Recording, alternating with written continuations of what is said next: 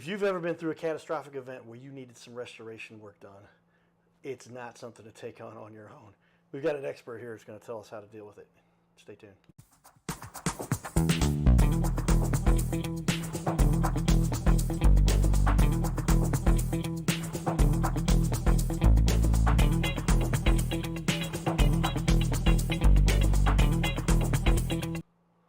Welcome back, everybody, to Your Little Castle Show.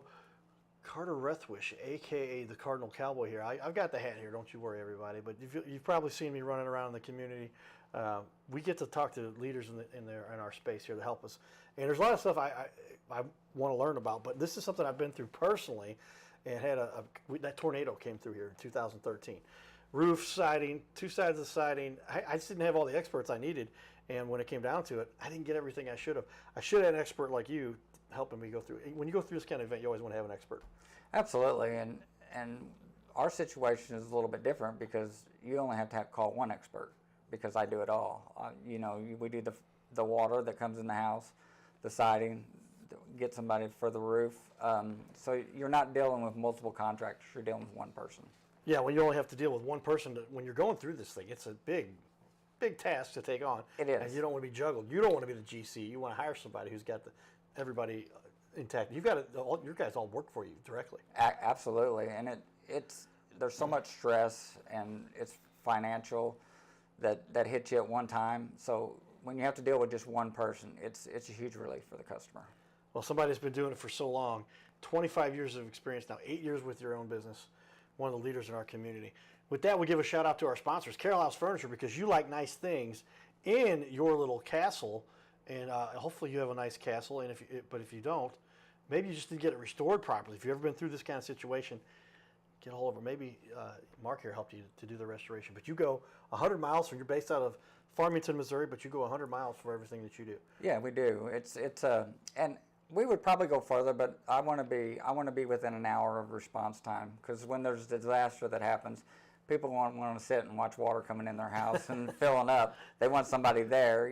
We're 24/7 business, so if you have to call me at 2, 3, 4, 5 o'clock in the morning, I like to be there within the hour. That makes the customer feel better, and it saves a lot of damage. Yeah, I say when water is pouring in at that moment, you've got to deal with that right away because it starts getting into everything. I mean, you don't want to see, if you can get 6 inches of water, or you can just get enough water. Neither one of those situations is good, but the less of that, the better. Yeah, and the response time is key, because if you have, let's say we got a flood and there's water coming into the house, well, that hour, if you're not there within the hour, if maybe some other company was there in 2 or 3 hours, there's a difference between ankle deep and knee deep. Yeah, I say ankle deep. You got this much water versus that much water. That's a big difference. Yeah, I've walked it down in several basements where I had to put my waders on, and it was knee or up to my hips. Holy cow, that's a lot of water. That's a lot of damage. Yeah, you circumvent a lot of that by doing so. Well, tell me, we finished up with last show talking a little bit about the biggest mistake people make, but help people understand, when you're going through a situation like this, what do they need to be wary of? What do they need to stay on top of the ball? Quick response, but a company that's been proven. What else should buddies be aware of? Well, quick response and proven. I would recommend, if you can, to try to at least get it under control if you can at all. If yourself, if you have a pipe bust, go turn off the water. Yeah. Simple things like that. If your toilet's overflowing, there's a shutoff valve behind the toilet. Shut it off. Right. And it's a lot of times people don't think of these things, but when this is happening, it's a disaster. So people aren't thinking, "Oh, I got to turn the water off." I've had both of those happen to me. I had a pipe blow in my garage, and I could just hear this. I didn't know where it's coming from. Come to find out, the pipe had blown. It got colder in the garage. This is the one time in our area that it got so cold that even in the garage, there was insulation in that part. Right. The rest of the house, everything was fine. And we tracked it down. You could hear it. And we poked a hole over here, and that wasn't where it was at. But the first thing I did is I went downstairs and I turned off my master. That's huge. And that saved a lot of hassle right there. And we're getting ready to come up in the wintertime, and that's a lot of big things that people forget to do is unhook their hose, and then their outside spigot freezes and busts. Oh yeah, just the outside hose you got on for your garden. Yeah, and I would make sure everything's well insulated. I mean, there's times when it gets 20 and 30 degrees. I don't care what you do. things are going to freeze.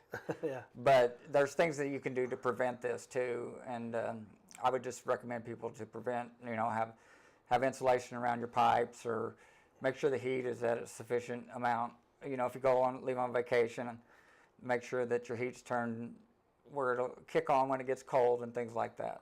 Yeah, those are important things to make sure you manage properly. Is it true that you can just have the water at a trickle that'll keep the water moving? So it'll keep you can have it at a drip, yeah. If you're gone, a lot of people, if you're gone a long period of time, I would recommend doing that. Just so you got something coming through, absolutely.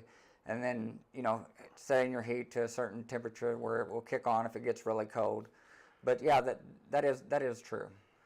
Well, I'll be kind of a no-brainer, it seems, but a lot of people don't realize just because that water's running water takes longer to freeze than stagnant water. It does. It does. So Once them pipes get cold and there's water sitting in them pipes, it freezes a lot faster than if it's dripping through the spigot. There you go. So just some trade secrets here, everybody, that Mark is sharing with us a little about that. Well, tell me, do you focus mostly on residential, some commercial, a little bit of both? What do you like? We do residential and commercial. I don't have a preference on either one. I mean, in residential, that's somebody's home that you have to deal with. But in commercial, that's your business. That's how you make a living. That's your livelihood. So both are as important as the other one, but we do both. What would you say is your breakdown percentage-wise for how much you do of each? I would say probably 70% residential and 30% commercial. Okay. And both of those are important. Like you said, when you've got somebody's house, that's where they live. Mm-hmm. But those businesses, they might serve 20 or 30 families or 100 families. And absolutely. Critical. They're doing to help our community too. Absolutely. And important to do that. Well, tell me a time, I can imagine your line of work, you've been doing this for so long. Give me an example or tell me a time when you had a client that was just out on a limb and you had to come through and do something special for them and help somebody in particular. Well, I think it was a commercial job, and their business got totally flooded out, and we had to work day and night. I think it was for like 2 weeks. I think I ended up getting an hour or two of sleep each night. I mean, we were there from daylight to dark every day for 2 weeks just to get his business back open. Wow. So, I mean, it's important, this people's livelihood, and I take it very seriously. Yeah, so you're impacting a lot of people there when you've got the business. But either one of those, I guess you get the same reward emotionally, personally, satisfaction out of helping both.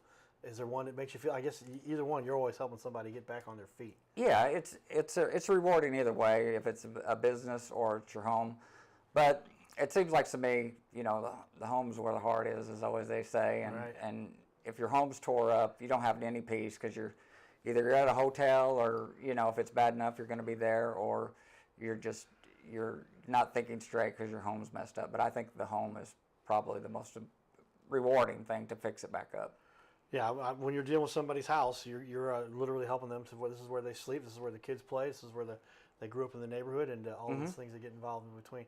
And in St. Louis, tell me a little bit about with regard to St. Louis has such tremendous shift in temperatures and weather. What are people at risk when there's these kinds of potential big-time damaging storms that could cause a major restoration necessary? When should people be more worried? Is it tornadoes? Is it wind? What causes the most damage? I think what causes the most damage is we have some tornadoes. Obviously, we just had one here recently. But the Midwest, we have the weather goes back and forth from hot to cold to raining to sunny. But when it hits them negative temperatures, that's the biggest problem people have, is when your pipes freeze. And a lot of times there was an event back, I think it was 3 years ago in Farmington, where it happened to be where it was at Christmas, and the weather got down to about 20 or 30 below. A lot of people were out visiting family. So the power went out. So pipes busted. They weren't home. 2 weeks later, they come home and look like they live in a forest. Yeah, we got some great looking pictures here. You've done some work in the community, some damage that's been done. It's out on your Facebook page. Mm-hmm. But I mean, is that what's most rewarding for you? Is being able to take somebody who's in a devastating situation and you're going, how are we going to recover from this? And then taking their house and making it better than it was before they had the damage. Absolutely, it's very rewarding. I mean, like I said, you come to see people at one of their worst times. When we get done usually when I get done with a job, people are like, I want to see you again, but not under these circumstances. Because we kind of develop a relationship, you know, and because we're there for a while. So it's very rewarding, and I've met a lot of nice people, and I enjoy working for people like that. Yeah, so you get to be friends with these people. These become family friends. They do. You've helped them to. There's where Bobby's soccer goal was, and this is where they had dinner every night. But you get to know the families, and it kind of plays a little bit of an emotional toll, I guess, when you've worked with some of these families too. It does, and you know, they get to be friends. A lot of them do, and it's a rewarding thing when you can help somebody else. And you know, I mean, don't get me wrong, we get paid for it, and it's a job, but it's more than a job to me. I've always wanted to be a part of helping somebody, and this is kind of my way of giving back to them and the community. Yeah, there's one way you can help give back. It's to help somebody with their home, where they live, where they raise the kids, like we talked about, and all that goes involved. It's part of the community too. I'll never forget as a kid. I went to Our Savior, and I know there's St. Paul down there in Farmington where you're at. We go down there to play sports, but like if somebody in the family, I'll never forget a couple times where families had some devastating thing. The whole school knew about it, and the whole community talked about it, and everybody was worried about it. It seemed, and then we're hoping to hear the stories of the success to getting these people back on their feet. That's what you get to do every day. Yeah, and it is. And you know, speaking of the Lutheran school down there, there's St. Joe Catholic School right beside it, and they had a devastating flood in there. So I got there right away and got that fixed where they could get back to school on time. So there's different, you know, areas, like not just residential but commercial, that we work on, that we're under a timeline, and we have a certain amount that we have to get done so they can get to school.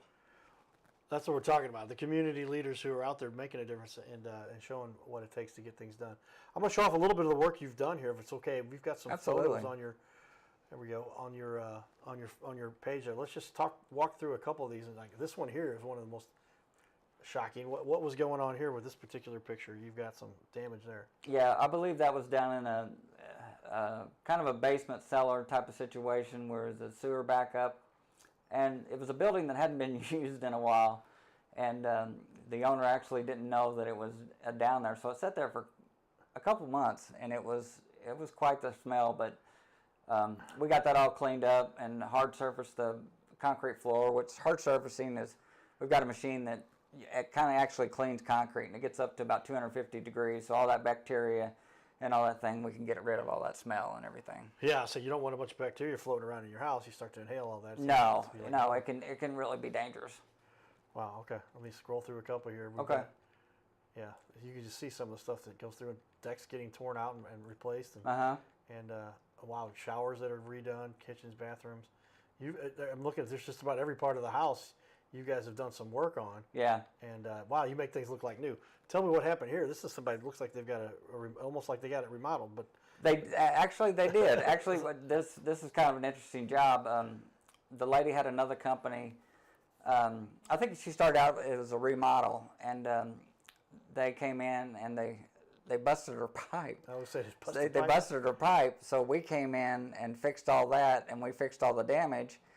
And I mean, it was a good portion of her house that we had to remodel. And then she's like, well, since you're doing that, why don't you redo this half of the house? And we were like, okay. And this is just some of the work that my reconstruction guys did. We took this from studs all the way to what you see now.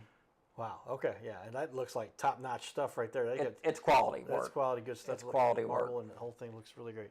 Mm-hmm. All right. We'll jump back in here. We're going to show you a little bit more about some more fun stuff. We'll pick up where we left off with our last little community piece. And these kids are getting ready to pitch the first pitch at the Cardinal games. So stay tuned for this and help us enjoy this. All right, so give me your form. Are you going to do wind up or are you going to do stretch? All right, so show me how to do this. How are you going to do it? Right, all right, move over for me right there. You got to hold it. Don't let that trophy. I know it looks heavier on TV. I know. All right, you go like this, right? That's the rubber right there. Let's say, all right? We'll step up here, show me how you're going to do it. All right, pretty good. Now, if I was going to be out there, maybe someday. Here, I'll do a little bit more like this. Ready? It's called the Al Raboski Cardinal Cowboy. Here we go. You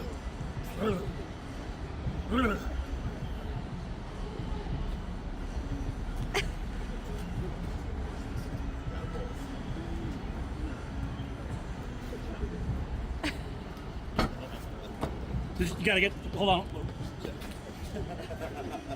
That's how you gotta think you can do that.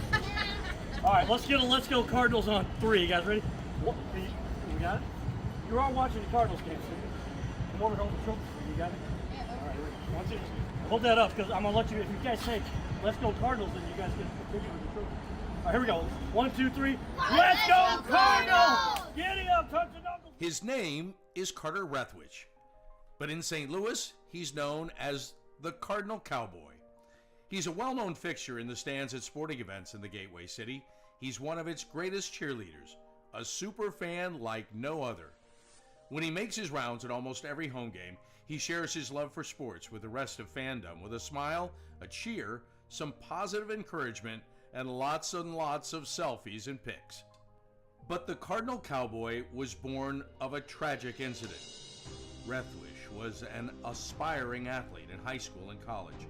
He dreamed of playing in the big leagues, but those dreams ended when he and 3 of his college friends were hit with a devastating crash by a 5-time drunk driver. One of his best friends died. Carter suffered a critical head injury. The trauma put him in a coma for 6 days. The doctors said he was never expected to function again. Those expectations never came true. He fought back and finished college. He was determined to prove the doctors wrong. Among other inspirations, it was his love of baseball that kept him going. And from his near-death experience, the Cardinal Cowboy emerged. His goal in life became to inspire others with positivity despite the odds, to help people believe in themselves and achieve their dreams.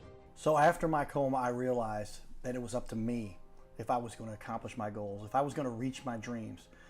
Despite what the naysayers would say, the people that were discouraging me, like they do everyone, it's up to me if I'm going to make it.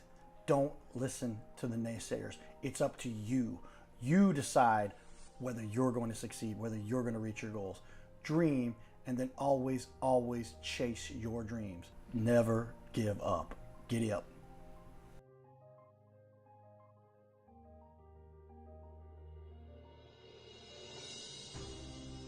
Hey everybody, Cardinal Cowboy here. I want to invite all of you to be part of my new team. No, you don't have to put on a baseball uniform and be a super fan. Now, it would be a good idea to cheer for the Cardinals, the greatest team in the history of the National League. But I'm talking about the Gold Cowboy team. You know, I love to help people follow their dreams and reach their goals in business and in life. So that's one of the reasons why I'm telling you about my friends at My Metal Pro. They help people like you and I acquire gold and silver with a membership that lets you safely buy, sell, and store gold and silver. They make it real easy to get started. My Metal Pro isn't like the big guys you see on network TV or the big coin shops that take a huge commission. So become part of my Gold Cowboy team. Scan the QR code or go to goldcowboy.com and check it out. Giddy up. There we go. Lots more fun we get to do in the community. That's where we put the cowboy hat on. So we just tried to take what I've learned as I've got my master's in media communications. So along with that, I wrote the foreword for this book called Magnetize Media. My buddy Willie just got his song, Willie J, look him up. He's got a song that's outperforming Taylor Swift right now and Lady Gaga, but it's on the charts. But this is called Magnetize Your Media. The Cardinal Cowboy wrote the foreword here. And this book is good because it kind of gives you an outline. It's not just a bunch of text. There's where they put my mug. But you can see, just any page you look at, they've got outlines and drop down little lists that you can make for yourself to catch up with this, because media has changed the way the world operates. Tell me, Mark, give me a little of your background. How has media affected what you do? You advertise with your print, your cars have got, your trucks have got all that design, cool design. It's up there on the walls. I'll show that to everybody. But how has media and technology changed the way you guys do business now? Oh, it's huge. It's really the only way that people. I mean, everybody has a computer in front of them. You know, they can find anything they want on a computer. And when you're going through restoration, it's hard to, you know, if they wanted to come out and see me, they'd have to drive out there. But on a computer, you know, even for the old guys, like me and things like that, people can still find you on the internet. Yeah, the interwebs these days makes it easy for you. And if you're not out there, you're missing out. This is why I just want to help small businesses keep up with what is out there. Basic stuff, but just get a great looking interview people want to meet the owner. They want to see who they're talking to. They want to see who it is that they're going to be working with, because when somebody's going to have a $50,000 restoration, who's signing that check and who's going to be doing the work? And Absolutely. I want to see the guy that I'm working with, somebody who's done it for so long and got the history and background. Get to meet you a little bit and learn about it. But technology has really changed the way. Is there any particular technology inside your business that has helped you to do things more efficiently, with regard to the way you remediate or you treat things or take care of problems? The remediation world's always evolving and everything. There's a certain amount of DUs that we have to use. There's calculations that we have to use as far as the square footage of your house and things like that, and how many air movers we use. There's a computer program that almost every restoration company has to go with. It's Xactimate, and it kind of regulates what you can charge. It spits out the numbers, like if you cut out 2 foot of drywall, you get paid X amount of dollars for 2 foot of drywall. So it's nothing that we make up in our heads. It's something, there's a program out there that you have to abide by. Yeah, I've heard about Xactimate, but that helps them to keep standards and keep everything systematized, and so that nobody's gouging anybody. Right. They pretty much know this is what the work goes for. This is what it costs, and in the region you're at in the country or whatever, and everything gets calculated properly. So you know that the insurance company's satisfied that they're going to be paying somebody out accordingly, and then you're going to be compensated accordingly, and then ultimately the customer is going to be happy. Yeah, and any reputable company that does it has Xactimate, and most insurance companies won't deal with anybody that doesn't do Xactimate. Really, kind of taken over as the industry standard. Yeah, that's kind of cool. Well, yeah, these days computers they've changed the way the world, the business world works, and if you're not on it, then you will be left behind. Well, tell me the process when somebody says, "Hey, I've seen what you're doing there. I liked the interview with that cowboy guy. He's kind of an interesting guy, but you guys look like you really know what you're doing. What's the process for somebody to get started with you?" Well, the process it's pretty easy for me. You can either look me up on the website, or find my phone number and just give me a call. And basically, hopefully I can be out there within an hour with reasonable. We'll go over your project. I usually read everything. Like if it's a water job, I'll read all the walls and the floors and make sure, kind of get a parameter where things are going. And then, before that any of that has happened, I'd recommend calling your insurance company first and making sure that, you do have coverage. If it's a broken pipe, then you do have coverage. If it's outside water, 9 times out of 10 they don't cover that. But if you have flood insurance, maybe you do have that. So just calling your insurance company, the first thing to do, and making sure that you do have coverage. So when you get one of these big rainstorms and water comes rushing down, that may not be covered. That's essentially flood. Right. Unless you have a special coverage, and that's why I always recommend people to look at your policy and see what it covers and it doesn't cover. That way, I've gotten through jobs and they're like, "Oh yeah, it covers it," and we get down to it and it's not covered because it was outside rainwater, and people are not too happy then. Wow, I didn't think about that. Yeah, because if you just get an inch of water in your basement with some backup on your sump pump, that's technically outside water. Yeah, they do. You do have in your policy you can get like sump pump coverage. Okay. So but that's still something extra that was added on? I believe so. Yeah, I think. But I recommend to look at your policy even before something like that happens. Right. That way you know that it's covered, and that's something that I can help with you too. I can look at the policy, or I can contact your insurance agent and say, "Hey, is this covered? This is what we got going on." So there's no surprises at the end of the project. Yeah. Take a look at those things before the incident happens, everybody. Give Mark a call. He can help you walk through that a little bit. Well, tell me, what's the biggest question? What's the biggest objection people have when you're meeting with somebody and they're in a dire situation, but they still want to make sure they're getting this done right? What are the biggest questions that people have for you before they say, "All right, let's do this"? Most of the time these days it's price. It's what's this going to cost me? And I always tell people, if it's covered by insurance, the only thing it's going to cost you is your deductible. But if it's not covered by insurance, and that's where I vary from the bigger companies. That the bigger companies will probably go through Xactimate and it'll be dollar for dollar. Where if it's somebody in the community or somebody that maybe they don't have the financial wherewithal to get all this done, I've cut my prices in half. So I work with people on their budget and what they can afford. So you've had situations where you could just tell somebody had a problem and you said, "Well, we're going to take care of this." And I'm upfront and honest with them. I always tell them, if you can't afford this, I've even taken payments. I've, over a long period of time. It's kind of like taking a loan out. I didn't charge any interest or anything like that. But I just, if people, they still have to have their homes done and be back in, and if they can't afford it, then we'll work something out. There you go, everybody. A community guy who's going to make a difference, going to go out of his way, and even do that extra step to take care of somebody. Absolutely, and that's what we're all called here to do. I like that strategy. It seems the more you go out of your way to help other people, it seems the easier your life gets, and it seems the more you do to help people, better things are for you as a person too. Yeah, my wife, she's a big believer in following Jesus, and I think that if you give people, it comes back to you fourfold. There you go. That's you don't even ask for that, but that's just the way that the system has been made, I believe, and that's why you got to go out and help people. Don't do it because you're trying to get something out of it. Do it because you want to help people. Absolutely. And then it comes back to you. That's what I've learned from doing my coma stuff and talking to kids and going to schools and hospitals and boy, it's just very rewarding. And then people recognize, and it's good for you. Along those lines, and tell me, what is it you get the most satisfaction out of what you do for families and for businesses, and what do you enjoy most about what you're doing to help them get back on track? I think the biggest reward or fulfillment is when you walk into a house and the people are at their most vulnerable and their house is destroyed. It's seeing, when you're done with that project, the house is better than it was when you walked in there. Just seeing the look on their faces and the joy that they have, it's very rewarding. Yeah, I can imagine you've got so many situations. These houses have been destroyed, literally.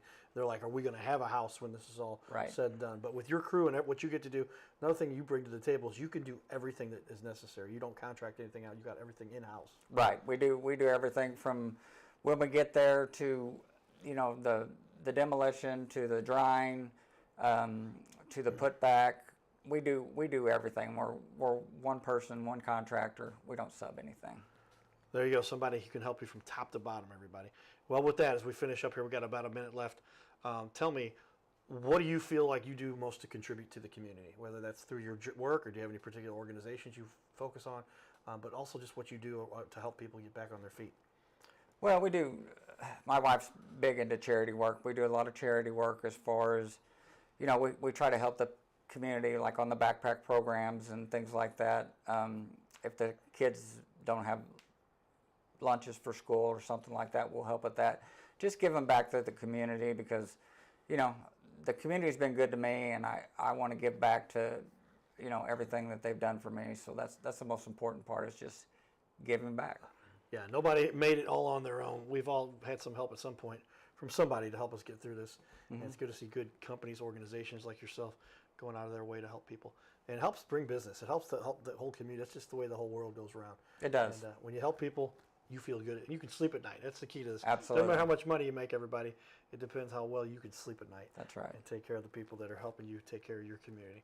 All right, everybody. We hope you enjoyed this first half hour we did. And now this is our second half hour. Check out the whole show. We got 2 shows. If you missed them on when they air on TV, check them out when they're on our YouTube channel. They'll be up there here shortly for everybody, too. So check those out, and we'll see you on the next one. Giddy up.